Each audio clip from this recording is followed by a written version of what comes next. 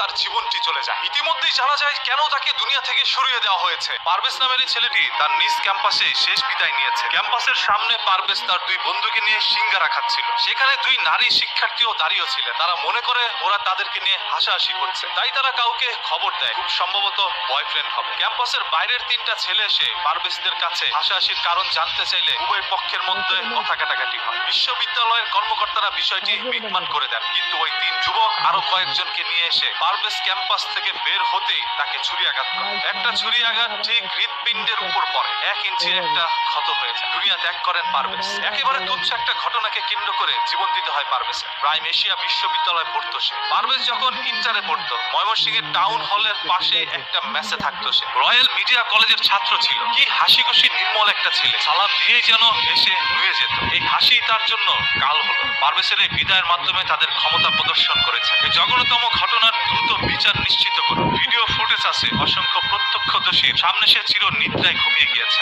এখনো তার হত্যাকারীকে গ্রেফতার করা হয়নি। সে ঢাবি বুয়েটের ছাত্র না, এই জন্য কেউ চুপ থাকবেন না। সবাই আসামির বিচারের দাবি তুলুন। এই দেশের মধ্যে আবার দাবি না তুললে কারো বিচার হয় না। মানুষের জীবন নেওয়া এই দেশে এতটাই সহজ হয়ে গেল, যে খুশি যার জীবন নিয়ে যাবে। পারভেজের বাবা একজন প্রবাসী। সেই প্রবাসের মধ্যে বসে কঠিন পরিশ্রম করে পারভেজকে তিনি বাংলাদেশের মধ্যে পড়াশোনা করেছে। মানুষের মতো মানুষ করে গড়ে তোলার জন্য তার বাবার এই কঠিন পরিশ্রম। তবে আজকে হঠাৎ করে একটি আলো যেন নিভে গেল। পারভেজ তার বন্ধুদের সাথে হাসাহাসি করছিল, আর ওই মেয়েগুলো ভেবেছিল তাকে দেখে পারভেজটা হাসাহাসি করছে, যার কারণে সেই মেয়ের পরিচিত কয়েকটি ছেলেকে ফোন দিয়ে নিয়ে আসে। এসে পারভেজের সাথে বাকবিতণ্ডার মধ্যে জড়িয়ে যায়। কলেজের শিক্ষকরা বিষয়টি মিটমাট করে দিল। কিছুক্ষণ পরে পারভেজ যখন ক্যাম্পাস থেকে বেরোলো, তখনই ওই ছেলেগুলো আরো অসংখ্য ছেলেকে এনে তার উপর ঝাঁপিয়ে পড়ে, নির্মম ভাবে এই দুনিয়া থেকে তাকে সরিয়ে দেয়। ধরেই নিলাম দুইটি মেয়েকে দেখে পারভেজ হাসাহাসি করেছে, এই জন্য একটা জীবন দিয়ে দিতে হবে। ওই মেয়েগুলো কারা, ওই মেয়ের সাথে এই সকল ছেলেগুলোর সম্পর্ক কি, তাদেরকে দ্রুত বের করে আনো। এবং এই ঘটনাটিকে টেনে ধরে কিন্তু আবার রাজনীতির দিকে নেওয়া হচ্ছে, যেখানে উল্লেখ করা হয় বৈষম্য বিরোধী ছাত্র আন্দোলনের কিছু কর্মী এবং নেতা সহ এসে নাকি পারভেজের উপরে ঝাঁপিয়ে পড়েছিল। আর যেহেতু পারভেজ একজন ছাত্র দলের কর্মী, সেহেতু ছাত্র দল থেকেই কিন্তু মিছিল বের হয়েছিল, যে মিছিলের মধ্যে দাবি একটাই, বৈষম্য বিরোধী ছাত্র আন্দোলনের সেই সকল নেতাকর্মীকে যথাসম্ভব দ্রুত